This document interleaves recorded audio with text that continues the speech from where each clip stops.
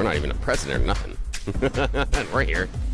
Billy Clinton defying a congressional subpoena, and Hillary likely to do so today. Comer saying contempt charges moving ahead. Should they have shown up? Should they be held in contempt of Congress?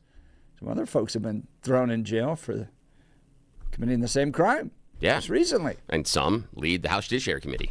It's all weird ways that life has twists and turns. I know, it's crazy. It's American politics. So we'll be talking about that today. We're going to be joined by Matt Sharp, Senior Counsel with Alliance Defending Freedom, regarding yesterday's oral arguments at the U.S. Supreme Court regarding men and women's sports. We're also going to talk the decline in enrollment numbers in Colorado public schools. Down, down, down they go. And then also in the 9 o'clock hour, Stephanie Hancock's going to join us. She's an Aurora City Council member now dealing with a City Council majority of socialists. And they had one of their first meetings on Monday night, and it got a little wild. So she'll be joining us live in studio. It'll be interesting to talk to her about how it changed. I think very few times in your professional or private life do you experience a sea change like these things can occur. And this is something that is really interesting, where a bunch of conservatives used to be on the city council now have been replaced by a bunch of progressives. And what does that mean? I mean, that is an entirely different change. This isn't like the Broncos going from running a 4-3 defense to a 3-4. This is like the Denver Broncos deciding they're now going to be a pickleball team. It's completely different. There's a completely different strategy, a completely different way of setting up the players, and also a completely different perspective on the game we are playing. Even the sheriff, or even the police chief there, going like, guys, this is going to make life harder on us. So we've got a lot to talk about today. It is a wild show. Now is time for the news. Blake Olson. Blake Olson, news and comment.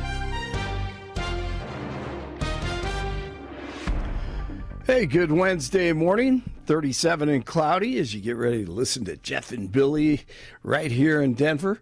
Expecting a high of 54 today. News sponsored by Pastor Camp Heating and Air Conditioning at 303-777-1234 to learn more about special savings opportunities on Lennox equipment. Colorado's AG Phil Weiser plans to create an online portal where citizens can report alleged misconduct by ICE agents. He announced the new portal Tuesday. Of course he did. The AG calls the conduct of some ICE agents outrageous. He added, no one is above the law, and there needs to be a way to protect the people of Colorado. Now, did he mean protect illegals in Colorado or citizens? The portal will launch on the AG's website next week. Is there a tab to report protesters who aren't protesting peacefully? Yeah, I don't think so. DJT says cities that provide sanctuary to illegal immigrants will lose federal funding on February 1st. 47 said his administration will not make payments to sanctuary cities, claiming they protect criminals at the expense of American citizens. Yes, they do. Colorado Democrats prioritizing affordable housing, health care, of course, and education. In the upcoming legislative session, Senate President James Coleman says it's important to keep in mind the state is facing a budget shortfall. It's not going to be easy, but we are required to pass a balanced budget, and Democrats and Republicans will have to come together to protect the services our constituents need. The second session of the 75th General Assembly begins today. Colorado Republicans scheduled Hold on to your wallets. Hold on to your guns. There we go. Here come the Democrats. Let's go. Balanced budget. That's funny. They're scheduled to preview the upcoming session this morning over coffee and stuff, I guess. I don't know They bring coffee in there, Jeff. I'm not sure. Over 2,500 people have been killed by the Iranian regime in the crackdown against the massive protests sweeping the country. 47 is calling off meetings with Iranian officials as the deadly protests continue. DJT told Iranians help is on its way and to keep protesting. Iran expected to hang the first protester. Yes, hang the first protester involved in the movement. Head on in there, Queers for Palestine. Yeah, that's a good place. There you go. They'll treat you just fine. Now, those are leaders that you want. Absolutely. It's just the living conditions are so much better. Colorado leaders bracing for what a funding freeze to child care programs could mean for families and kids alike. Democratic Congresswoman Brittany Pedersen says if kids can't go to daycare, many parents can't go to work. Colorado loses $1 billion in revenue because of lack of access to childcare, and 10,000 women have said that they would like to be in the workforce, but they can't afford childcare, and that has a huge impact on our economy. The DJT administration put a freeze on funds for programs, claiming that Colorado, once again, as we talked about earlier, and several other states had widespread fraud. A judge has temporarily blocked the administration, but is requesting states provide records and documentation to justify the spending. All right, let's, you know what? It's early, but let's go. Time to destroy brain cells. Justice Ketanji Brown Jackson on Tuesday. Boys and men and girls and women's sports. In case you missed it, this is just one of the sound bites. This notion that this is really just about the definition of we accept that you can separate boys and girls, and we are now looking at the definition of a girl, and we're saying only people who were girl assigned at birth qualify. And girls assigned at birth. It is amazing to watch the left finally run up against the brick wall of reason. Yes. Right? Absolutely. And just have to try sense. to explain this and be able to explain it in a way that we can put it into law. Man, it's crazy. I mean, that's the Supreme Court. And I would like to point out that while she is incredibly dumb there, as she regularly is, she still, even Ketanji Brown Jackson, saw that Jenna Griswold was an idiot. Right. Great point. Right? Like that's how stupid our Secretary of State is. That even those that cannot define what a woman is still go, Jenna Griswold, you're an idiot. 9-0 slap down. God, it's incredible, man. Just the knots and the tangled weave and the web that they got into yesterday. Unbelievable. Just unbelievable. Once again, I'd still rather have Mr. Rogers in the Supreme Court. Boys are boys from the beginning. If you were born a boy, you stay a boy. Girls are girls right from the start. If you were born a girl, you stay a girl and grow up to be a lady. Yeah. And then, you know what? It used to be so simple. Yes, it did. And, you know, we had sports for girls and not guys. That whole argument is just so ridiculous. NASA preparing for its first ever medical evacuation from the International Space Station. The 4 members of Crew 11 are expected to undock from the ISS later today, with splashdown set for Thursday morning off the coast of California. Mike Tomlin out as head coach of the Steelers. Looks like both parties agreed. Yeah, wow, 19 seasons. years. Any Super Bowl wins? One Super Bowl win. Yeah, I think that was 2 years after he got the job. I think he was 35 when he got the job. I remember that. Never a losing season, but they were going to. I mean, it's a whole I'm sure they got together and said, look, Time to we're going to have freshen to do it up. something. Yeah, Yep. you need to make it look good. So he's stepping down, and he'll coach somewhere else soon. I'm waiting for Gabe to text in here. Raiders! Yeah, there you go. Yeah, I'm sure Gabe would love Mike Tomlin. I think. Maybe not. I don't know. Yep, so he is I always out thought Pete Carroll was a creep after what he did at USC and then bailed as it all came crushing down. Yeah, what's funny about all that, I mean, now they do, 100 times more, and it's cheered on. Yeah, that was a little weird. Let's see. Jamal Murray, 35 points last night. Nuggets over the Pelicans, 122-116. And the Broncos, by the way, they'll continue preparation for the Bills coming up on Saturday at 2:30 this weekend. Hopefully Billy's brother has his ticket and they're all ready to go and make their way into the Mile High Stadium for that one coming up this weekend. 35 in Aurora, 34 in Littleton, 36 in Denver. You're waking up with Jeff and Bill on a Wednesday. Blake Olson, News Talk 710 KNUS. Expect a lot of high and mid-level clouds today, but mild, upper 50s and lower 60s. There is a very small chance of a rain or snow shower tonight as a weak disturbance passes through, lows in the low to mid-30s. Partly cloudy, a little cooler, mid-50s Wednesday, low to mid-30s Wednesday night, 55 to 60 on Thursday. It will trend colder for Friday and Saturday. Friday and Saturday's highs back down into the 40s with overnight lows in the low to mid-20s. Meteorologist Don Day in the 710 KNUS Weather Center.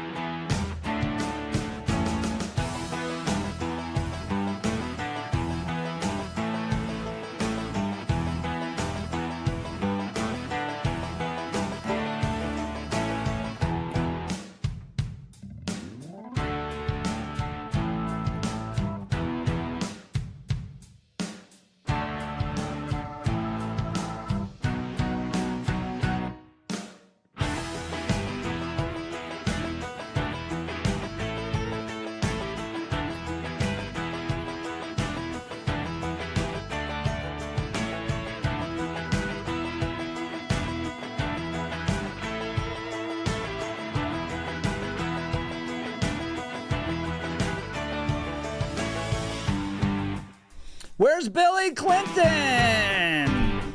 Fox News reporting former President Bill Clinton appears to have defied a congressional subpoena to appear before the House Oversight Committee on Tuesday morning. Here's a little audio. Good morning. This is a deposition of former President William J. Clinton conducted by the House Committee on Oversight and Government Reform. On July 23, 2025, the Subcommittee on Federal Law Enforcement unanimously voted to approve a motion directing the committee to authorize and issue a subpoena to former President Clinton for a deposition. I'm going to note for the record that former President Clinton is not present. Clinton was compelled to sit for a sworn closed-door deposition in the House bipartisan probe into Jeffrey Epstein. House Oversight Committee Chairman James Comer had threatened to begin contempt of Congress proceedings against Clinton if he did not appear Tuesday. Comer said Tuesday morning, we will move next week in the House Oversight Committee to hold Bill Clinton in contempt of Congress. I think everyone knows by now Bill Clinton did not show up, and I think it's important to note that this subpoena was voted on in a bipartisan manner by this committee. Comer told reporters after formally ending the deposition. No one's accusing Bill Clinton of any wrongdoing. We just have questions. And that's why the Democrats voted along with Republicans to subpoena Bill Clinton. He said not a single Democrat showed up to the deposition on Tuesday. So they voted for it, but then didn't show up when Clinton didn't show up. Other lawmakers seen going into the committee room included Representative Boebert, Biggs, Cloud, Burchett, and Perry. Committee Republicans posted videos on YouTube and X later on Tuesday showing an empty chair with the placard reading William J. Clinton in front of it. But the Clintons did have a response. They sent a letter from their attorney saying the subpoenas issued to President and Secretary Clinton are invalid and legally unenforceable. Mindful of these defects, we trust you will engage in good faith to de-escalate this dispute. President and Secretary Clinton have already provided the limited information they possess about Jeffrey Epstein. Yeah, did that include the videos of him swimming? They did so proactively and voluntarily, and despite the fact that the subpoenas are invalid and legally unenforceable, untethered to a valid legislative purpose, unwarranted because they do not seek pertinent information and an unprecedented infringement on the separation of powers.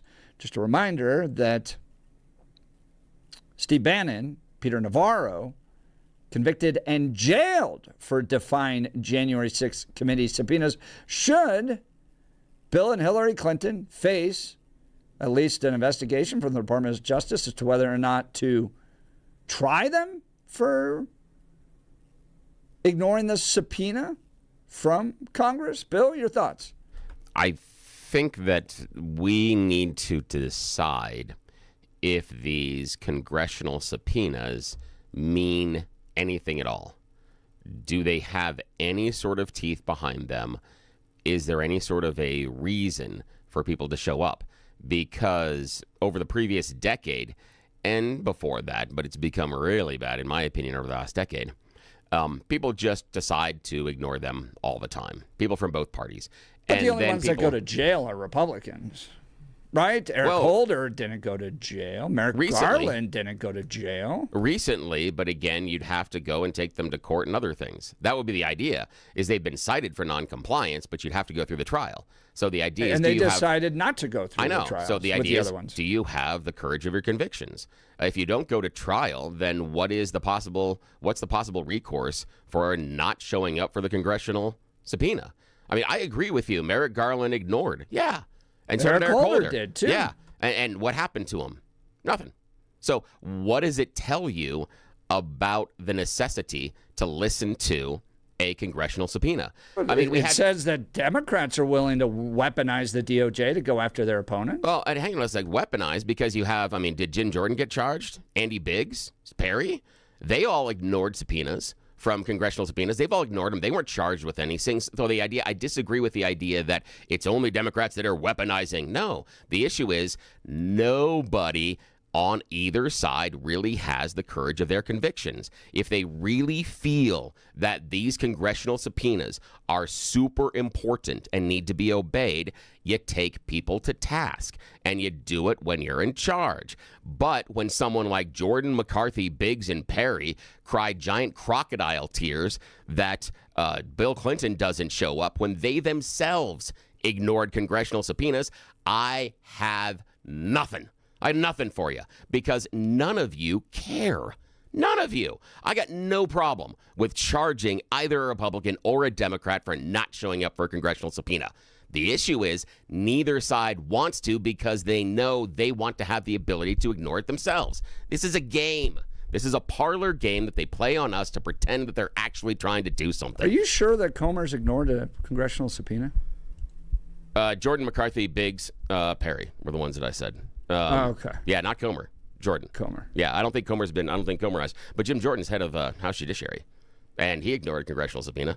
And McCarthy, Biggs, and Perry, right in that article, were crying crocodile tears. Oh, I can't believe they didn't show up. They ignored subpoenas themselves. So if you're going to sit on the committee and you're going to demand people show up for subpoenas, you probably need to yourself. I'm just saying. And so if both parties took it seriously, then we should take it seriously. Neither party takes it seriously. It's all performative, and it's meant to stir up political animosity. Because again, if you cared, you'd hold them responsible. And I hold that on the Biden administration as well. Yes, they nailed Steve Bannon. Yes, they got Pete Navarro. Wasn't all of them, and it wasn't the bigger fish. They took smaller fish to make a point, a political point, not an enforcement point, because they didn't care. Same thing. I think it's absolutely horrible that a former Attorney General, Merrick Garland, ignores a congressional subpoena. That is ridiculous, and we do nothing to him. Censure you. So what? We don't care. And until Congress wants to take it seriously, I'm not taking it seriously. I'm not taking any congressional subpoena seriously because they, at the core, don't take it seriously. So what should we do? Should we take it seriously or not? I would. Yeah, if you ignore it, you are going to be prosecuted no matter what? Yeah. So there's no discretion upon the DOJ. Well, again, I think there's going to be some discretion to the DOJ, but the issue being, do you want these things enforced and do you want them complied with? And if you do not enforce the law, you're not going to comply with it. And there's a really easy thing. Okay, let's talk about the Aurora Autobahn, which is basically the stretch of 225 that runs from I-70 to Parker. That is the Aurora Autobahn. There is no reasonable speed limit there because there's never a speed trap. There is nothing preventing you from going 125 down that stretch of road. They just ran a story in the last 72, well, maybe not 72 hours, probably in the last week, about speeding on regular residential roads. They put up some speed cameras to figure out if we are actually speed demons on some residential roads. There were a couple in Aurora where they have a speed limit of 30 or 35 and they're clocking people and nailing 100 on a residential street that has a speed limit of 30. But there's never anybody there, so what's the reason for anybody to not go 100 miles an hour, possibly kill someone driving that car? Nothing. Because there's no consequence for it. No consequence for speeding on the I-25, on the 225 Autobahn. So why would you ever slow down? Why would you ever? So it seems like we're both admitting that the power to investigate in Congress is almost politically motivated. Oh, yeah, absolutely. And I mean, the minute you get Trump the Democrats elected this next cycle into the House, if they get the majority, that's all it's going to be. Yeah. We're going to sit for 2 years and it's just going to be impeachment proceedings. Yeah. And Republicans will ignore congressional subpoenas, but because Trump runs the DOJ, it's not going to go anywhere. Yeah, not at all. And we're just going to sit there. Oh, yeah. This is the parlor game we play, honestly. And this would be the Jeff and Bill parlor game. If the Republicans lose the midterms, what is the first impeachment over? Not if. It's a matter of what. Choose the subject. I tried to ask Tricia. Yeah, exactly. Choose the subject. And Tricia, if she's there, may not be voting for that. And that's okay, but there's more than enough of them that will. Absolutely. Trump will absolutely be impeached again. The only question is for the betting line in Vegas is over what? Is it going to be Venezuela? Is it going to be Iran? Is it going to be trying to manipulate the federal bank? What is it? It's coming. You just got to pick what it is. For a middle finger to a Ford factory worker. That was shocking too. I was like, for me, it was so petty. It was so, the thing for me is at that point, it's like the guy, the Ford factory worker, he won. He got so far. No, not in conservative social media world. I know they didn't, but here's the idea. What did he get? He got a reaction from the president. And he got a reaction from the president that is outside the bounds of what you would assume a president would do in public. That is a not win. Donald Trump, man. That was right out of Manhattan. No, that's a win. That is a win. That is a win for the heckler. Because I totally disagree. You got so far. Totally disagree. How's it? Okay, let's walk through that. Why is it a win? What's the name of the heckler? I don't know. Nobody knows that. No, but again, all they know is that he was heckled. And DJT looks like a Manhattan thug. How? Why? F me, F you. That really with a little birdie. Think about this. Alongside. Think about this. Yesterday, I was driving down the road yesterday. I have no idea why, but this dude in this beat up car goes up next to me for whatever reason. I don't know. I did something. He waves his hand out of the window and gives me the middle finger. Did something? Did he win? He knew exactly who you were. He was going, I'm going to find Bill. But the issue is, did he win? because he threw the middle finger at me. Even if I had done something to him, does that make him the winner in that exchange, or does it actually make me the winner because I got to him so deeply that he had to wave a middle finger outside the window? I don't know what I did, but I win that encounter. If I can get you to a point. I don't think so. You can't even name who the guy is. No one's going to remember this guy in No, it doesn't matter. It's the reaction. 5 minutes, but everyone's going to Oh, it doesn't matter. TJT. No, it's the reaction. Shouted back and gave the guy the middle finger. It's the reaction. It's the fact that you were able to break it to the point where he was so upset that he had to give you a middle finger. Yeah, the guy wins. The guy wins. I disagree. Oh, the heckler wins. All right, join the conversation. If you like 303-696-1971. I think there were 3 issues in there. 3 issues. 1, the president's response to the heckler. 2, the subpoena of Bill Clinton defying Congress, and Hillary will likely do it today. Should they be brought up on contempt charges? Or is it only Republicans that get to go to jail when they defy congressional subpoenas like Peter Navarro and Steve Bannon? Should there is this a way now for Trump to actually put Hillary in prison?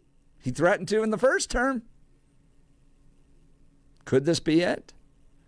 And then I think there was a second issue we were discussing, or third issue we were discussing there. But we're bouncing all over the place. Yeah, it's the 6 a.m. hour. It is. All right, let's talk Dan Caplis with Dan Caplis Law. Dan suggests you should choose a lawyer who shares your values because who you choose to represent you in an injury case says a lot about you to everyone involved in the case. Dan Caplis is the son of a police officer and a former seminarian who's dedicated the last 40 years of his life to helping people who've been hurt in serious motor vehicle crashes. Dan is believed to be the only lawyer in Colorado history to win 5 straight multi-million-dollar verdicts in Colorado crash cases. Dan is also believed to have won the largest truck crash verdict in Colorado history. Dan Caplis Law is the official law firm partner of the Denver Nuggets and the Colorado Avalanche. Dan Caplis Law is a serious firm for serious cases. Dan accepts righteous injury cases on a percentage fee basis so that he can represent good people from all walks of life without regard to ability to pay. So if you need Dan's help, give him a call. 303-770-5551. 303-770-5551 or hit dancaplisLaw.com. That's Dan, C-A-P-L-I-S Law.com. Bill and Hillary Clinton defying congressional subpoenas. Peter Navarro and Steve Bannon went to jail for it. Is this how Trump finally puts Hillary behind bars? And would Bill survive in the clink with Hillary there? You're listening to The Jeff and Bill Show. This is Denver's Talk Leader, News Talk 710, KNUS.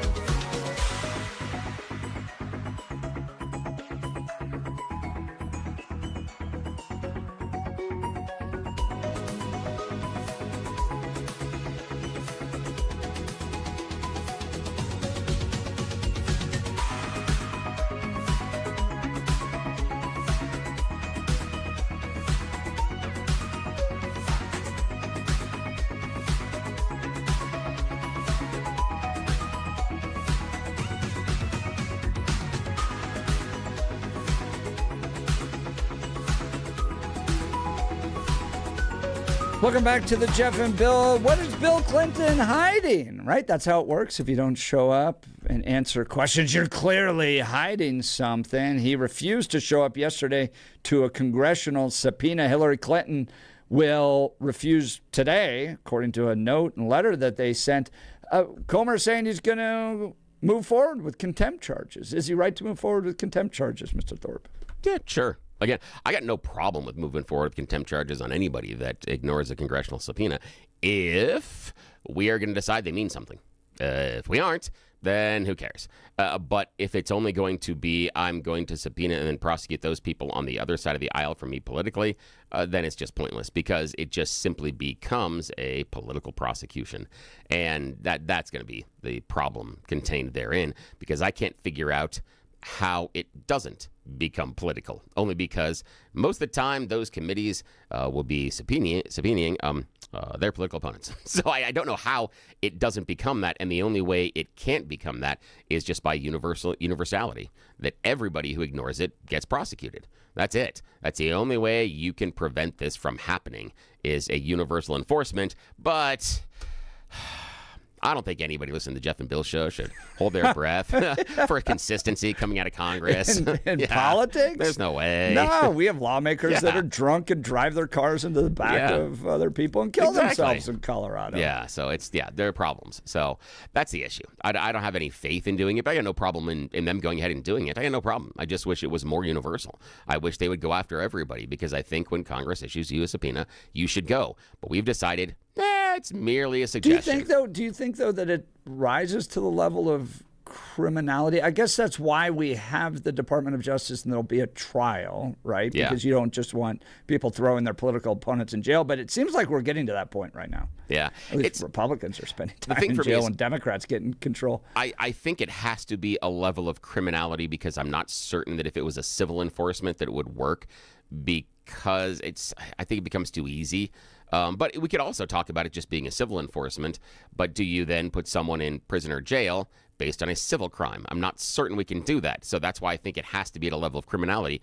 Otherwise, you can't detain them if it's only a fine. Oh, gosh, gee, we've seen how Congress levies fines and basically you're going to turn around and go, oh, yes, Bill and Hillary, you guys didn't show up for the subpoena. We are going to fine you $500. Don't do this again. And they're not going to care because they can find that in the bottom of the SUV that they are driving around in, and it will be all in silver dollars and quarters and those old Pocahontas quarters we used to have for dollars. And so that's what it'll be. So that's the idea. Do you think, though, that it's a mark of our society continuing to fall apart and bifurcate that Congress has the power to investigate, but now they just basically use it to go after political opponents?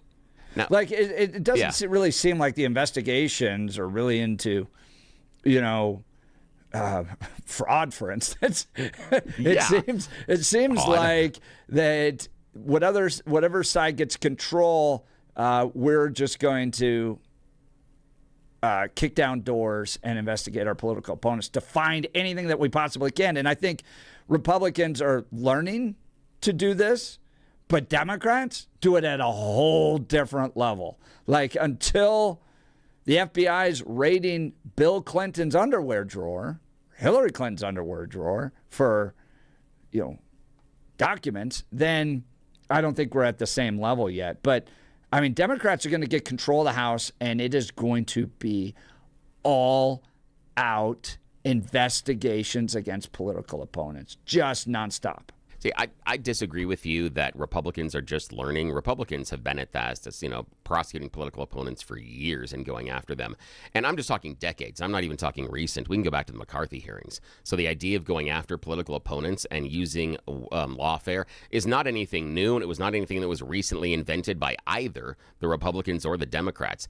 I think the problem is that Congress has devolved into a political circus on a level that most listeners of the Jeff and Bill show have never seen in their life, with a few exceptions. There are a couple of exceptions in which Congress became a complete circus.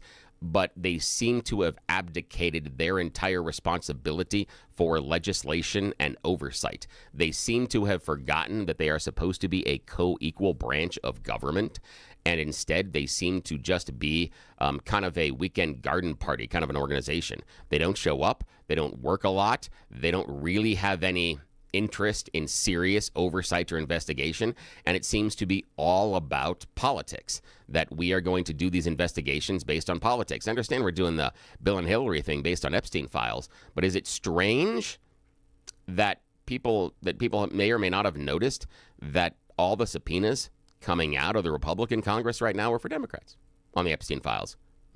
How come there are no Republicans? I mean, well, in part, how come? Can you make the argument now that the Democrats are the ones stopping the release of all the details regarding what Jeffrey Epstein did? I mean, they just had some questions. Republicans had questions to a dude that was swimming in Jeffrey Epstein's pool. We have the pictures. We know he's been on the flights. We just wanted to ask some questions. We wanted to get to the bottom of this. Is it Bill Clinton who's now the pedophile protector? Well, according to the guy that was shouting at Donald Trump yesterday. The thing is that Bill Clinton or Hillary showing up or not showing up to the congressional hearing has no bearing on whether or not the Department of Justice should release the documents. And they're actually days overdue from when the law told them they were supposed to. And they're still, all of them still aren't there. That's just one aspect. Documents are one aspect. We're trying to get to the bottom. We want to talk to the people that were there. And Bill Clinton's now not showing up. Is he blocking us from getting to the truth to what happened with Jeffrey Epstein? Here's the thing, and the reason is I don't think Congress is doing actual serious investigation. It's political performance. And if we were trying to get to the truth and get to the bottom, then you just release the documents. You don't come back in and say we need to interview people that we have all of this stuff and this information already about. Why not do it all? You release the documents. But remember, this is also the same Congress that during Biden's administration sat there, and they were always days away from unveiling that connection with China and how Joe Biden was actually a Chinese agent, and we had the checks, and we're going to show you. And how many times over the Biden administration did we hear James Comer or Jim Jordan say, "Oh, we're getting to the bottom of this. This is shocking. This is you will not believe what we have proven now," and nothing came of it because they didn't have anything, and that's the issue. Oh, Bill, they didn't have anything when they impeached Trump the first time either. I'm not certain about that. We had a phone call, perfectly fine phone call. It wasn't a perfectly fine phone call because Donald Trump basically told Zelensky that you need to open up a fake investigation on Biden or I'm not releasing these funds. Investigation. His son's was out there collecting checks like it's raining. No, it's not. But that timeline, I mean, we can go back to the Ukraine timeline, and it's not borne out by any sort of facts or figures. And that was the problem, is that inside of the phone call, Donald Trump said they needed to open the investigation, and he wasn't concerned about any results of the investigation. It was the announcement he was looking for, not the investigation itself. That's where the impeachment comes in. The Democrats did a horrible job of explaining exactly what that was about. We're impeaching a guy because of an announcement of an investigation. All right, high crimes and misdemeanors. Well, that could be a high crime or misdemeanor, but remember, he's saying that he's going to withhold funds unless another country announces an investigation into his political opponent. That's the issue. Now, do I think it was impeachable? No, I don't think it was impeachable. I do think the Democrats were playing loose with that one. I think they did a bad job of making the case. But what he did was he asked the leader of another country to open a fake investigation on his political opponent. That seems to be significant. Is it an impeachable offense? We can all debate that. I'm not certain it is. I am not convinced it is. The second 2 years of Donald Trump's administration was the Democrats launching fake investigations against political opponents. Jason in Denver texting in, like PTSD is bad from war. Imagine the PTSD of an FBI agent would get from raiding Bill and Hillary Clinton's underwear. That's funny. That is funny. All right, let's talk the gun room, folks. If you listen to me for any amount of time, you know I care deeply about freedom, responsibility, and supporting local businesses that have stood the test of time. That's why I want to tell you about the gun room. The gun room has been Denver's oldest firearms dealer since 1982. And when you walk in, you feel it. Real wood, real craftsmanship, a shop that actually looks like a gun store, less plastic, more tradition. They buy, sell, and consign any and all firearms from antique and vintage to hunting and tactical. They do something the big box stores never will.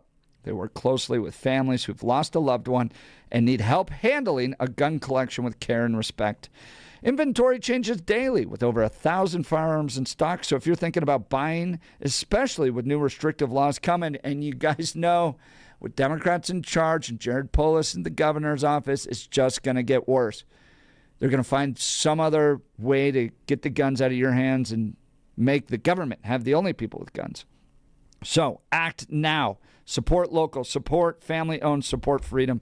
Wayne is a great guy. I got a chance to hang out with Wayne and Susanna over the weekend. They love the Lord. They love this country. They're working to allow you to arm yourselves and protect your family. And there's a lot of gun shop owners that are heading out, and I don't blame them.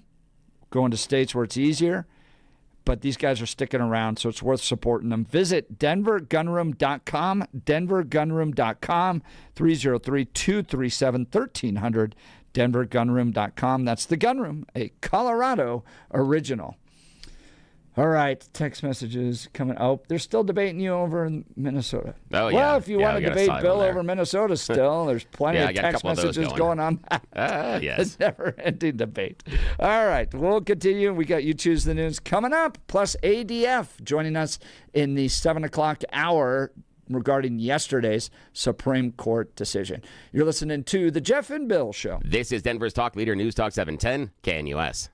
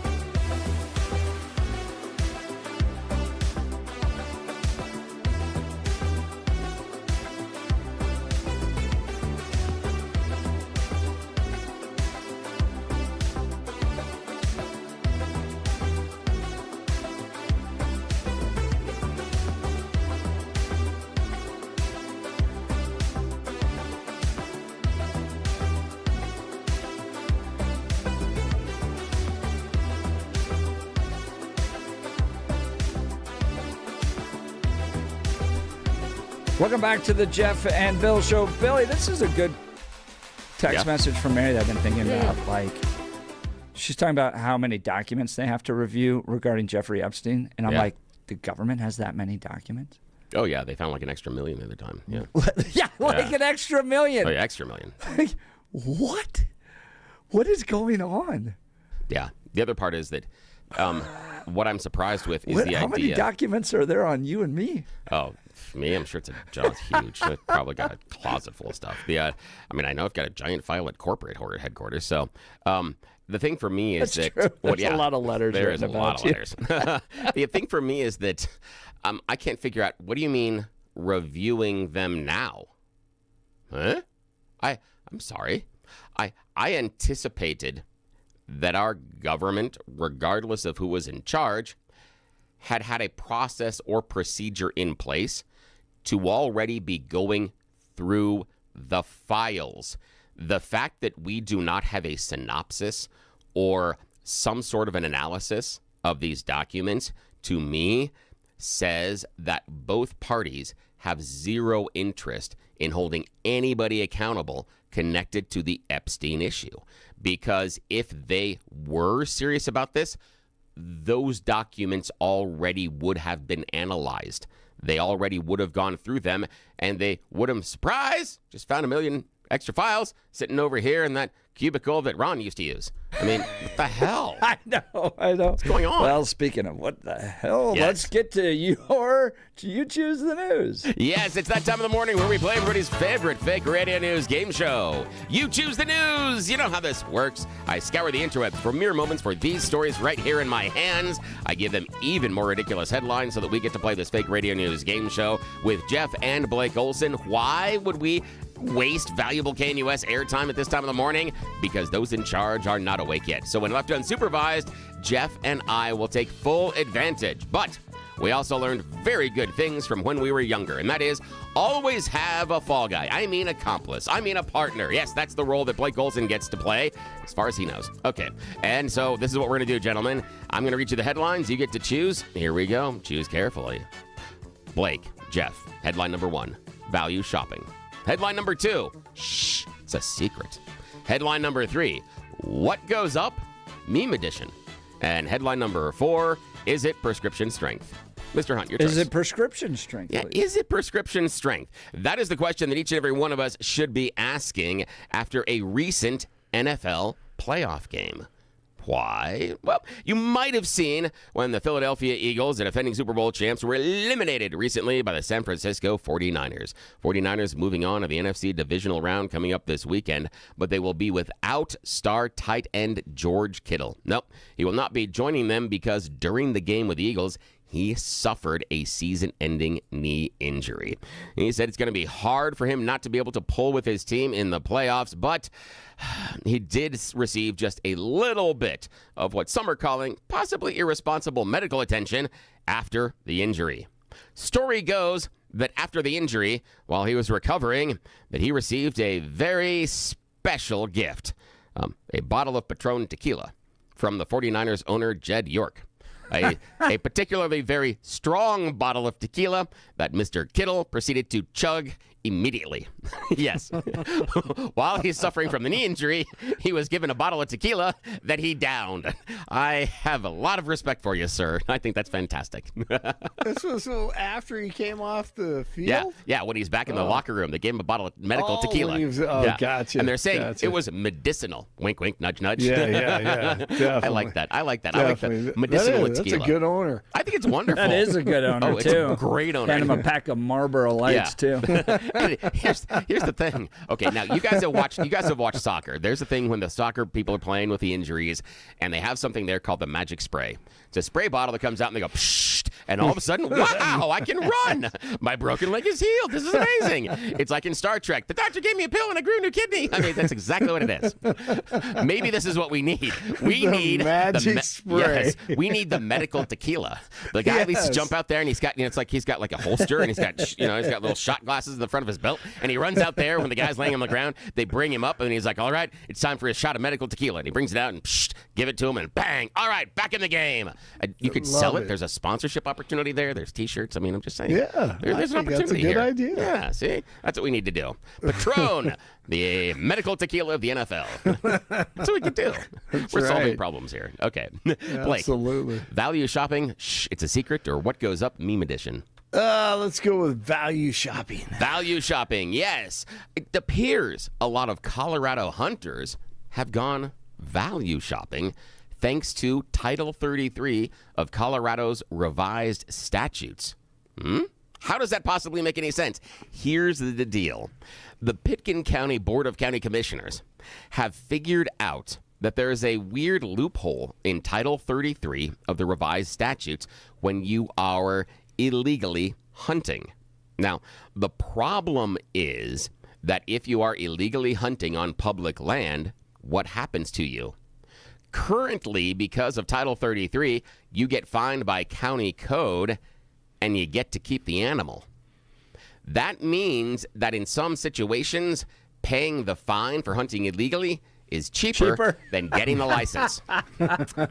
So hunters in Pitkin County have been value shopping, figuring, I don't need to get that elk license. I can just shoot me an elk, and if they catch me, it's cheaper because I get to keep the animal. It's crazy. Now, Eagle County is proposing some punishments that would basically, okay, here's the issue. The loophole is public land the same as private land? There are some very severe penalties for hunting on private land, but how do you define what is publicly owned? And that's the question in and around Eagle County, is how those public lands are defined. Are they owned by the federal government? Are they owned by local government? Is it city? Is it state? And without knowing, basically, all you get is a county code fine.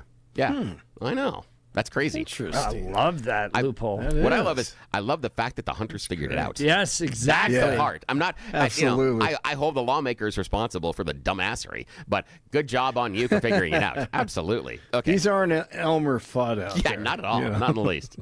Okay, Jeff. Final choice this morning, sir. Shh. It's a secret, or what goes up? Meme edition. What goes up meme edition, please? Yes, what goes up meme edition. You may see that recently New York City Mayor Eric Adams had former mayor, launched a wonderful idea that he said was going to help the city he used to be in charge of. He said this is a way that it's going to fight anti-Semitism. It will promote innovation in the city, that it is going to be one of the best investment vehicles around, oh crap, well, it's gone. Well, that was quick.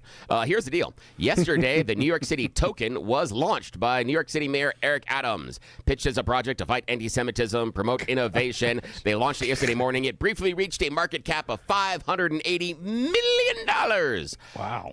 Before it crashed. Spectacularly. It crashed within a morning.